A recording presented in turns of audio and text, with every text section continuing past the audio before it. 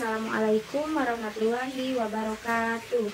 Perkenalkan, nama saya Yusi Simalansari. Di sini saya akan memaparkan salah satu keterampilan mengajar yang terdiri dari 13 keterampilan mengajar.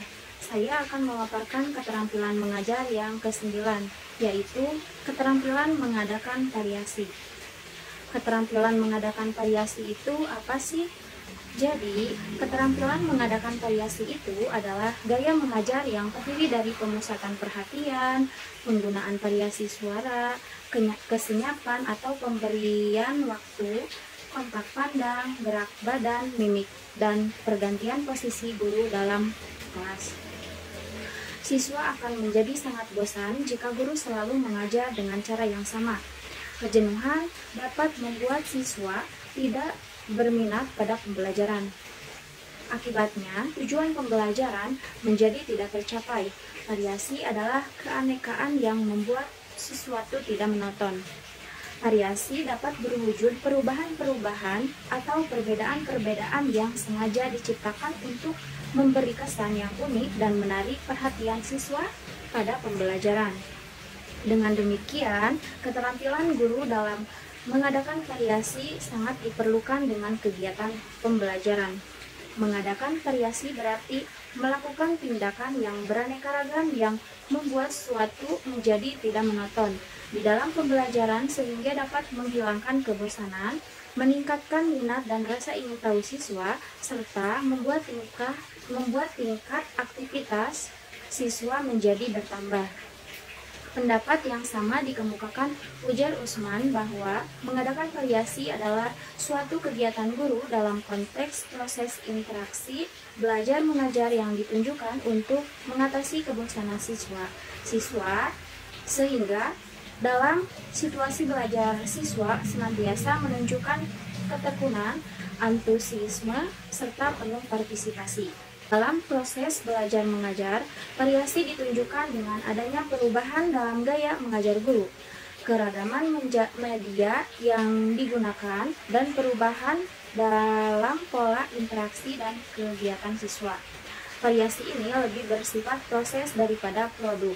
Bila tujuan pembelajaran mencakup domain atau ranah dengan berbagai jenjang penguasaan, maka disarankan untuk memakai berbagai jenis metode pada setiap penyajian, apalagi bila tingkat kemampuan siswanya sangat bervariasi. Selanjutnya, ada komponen keterampilan mengadakan variasi. Yang pertama, ada variasi dalam gaya mengajar guru. Menurut Abu Ahmadi, gaya mengajar adalah tingkah laku, sikap, dan perbuatan guru dalam melaksanakan proses pembelajaran. Sementara menurut Syahminan Zaini, gaya mengajar adalah gaya atau tindak tanduk guru sebagai pernyataan kepribadiannya dalam menyampaikan bahan pelajarannya kepada siswa.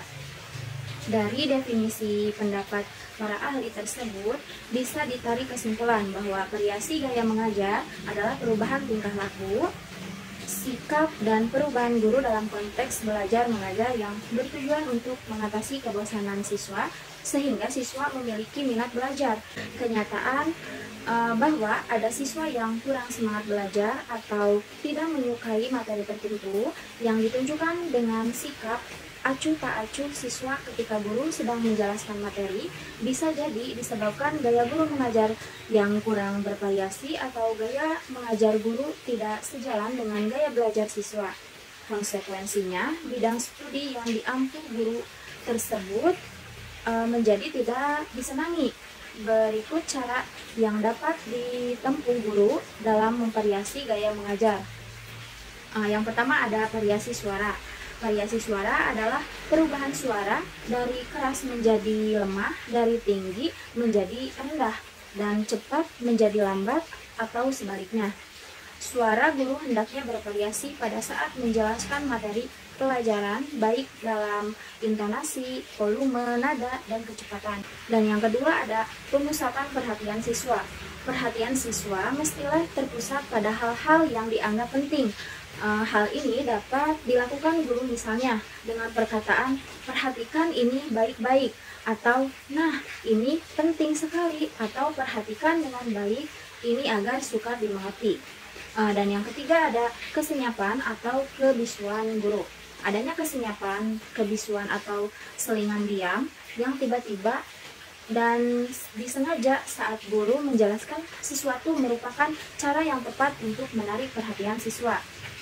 Perubahan stimulus dari adanya suara kepada keadaan tenang atau senyap, atau dari adanya kesibukan atau kegiatan lalu dihentikan, akan dapat menarik perhatian karena siswa ingin tahu apa yang terjadi.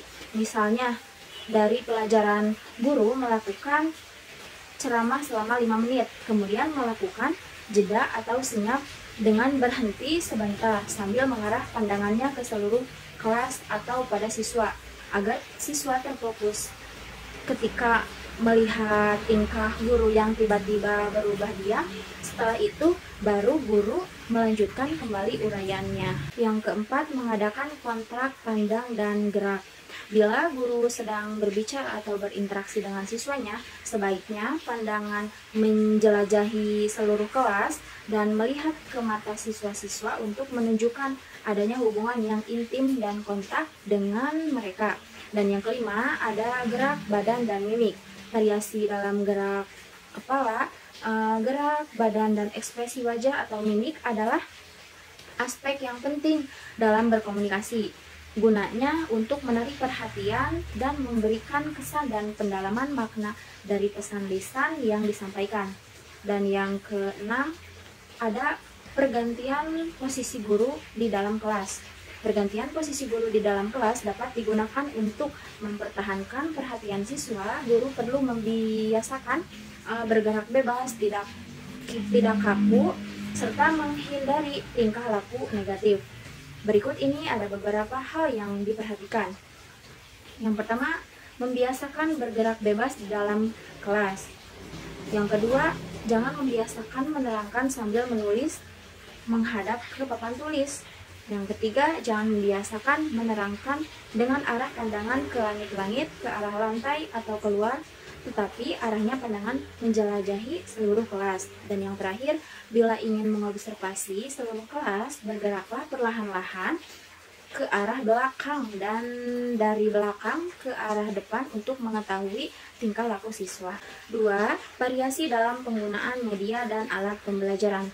Media dan alat pembelajaran dapat digolongkan ke dalam 3 bagian bila ditinjau dari indera yang digunakan, yakni dapat didengar audio, dilihat visual, dapat didengar sekaligus dilihat audio visual, dapat diraba, dimanipulasi atau digerakkan. 3. Variasi pola interaksi dan aktivitas siswa. Salah satu aspek yang perlu diperhatikan guru dalam pembelajaran di kelas adalah pola interaksi belajar mengajar. Dalam pola interaksi ini, guru bukan satu-satunya sumber informasi atau pengetahuan di kelas, tetapi guru berperan sebagai moderator, pembimbing, dan motivator. Interaksi guru siswa bisa terjadi dalam bentuk interaksi verbal dan non-verbal. Pola interaksi dapat pula berbentuk klasikal, kelompok, dan perorangan sesuai dengan keperluan. Tujuan dan manfaat mengadakan variasi. Yang pertama ada memelihara dan meningkatkan perhatian siswa terhadap materi dan aktivitas pembelajaran. Yang kedua, terciptanya proses pembelajaran yang menarik dan menyenangkan bagi siswa. Yang ketiga, menghilangkan kejenuhan dan kebosanan sebagai akibat dari kegiatan yang bersifat rutinitas. Dan yang terakhir, meningkatkan kemungkinan berfungsinya motivasi dari rasa ingin tahu melalui kegiatan investigasi dan eksplorasi. Baik, selanjutnya ada prinsip-prinsip penggunaan variasi. Yang pertama ada bertujuan, yang kedua ada fleksibel, yang ketiga lancar dan berkesinambungan, yang keempat wajar atau tidak dibuat-buat, dan yang terakhir ada pengolahan yang matang. Nah, mungkin itu saja pemaparan materi yang saya sampaikan mengenai keterampilan mengadakan variasi. Mohon maaf bila banyak kekurangan. Sekian dan terima kasih. Wassalamualaikum warahmatullahi wabarakatuh.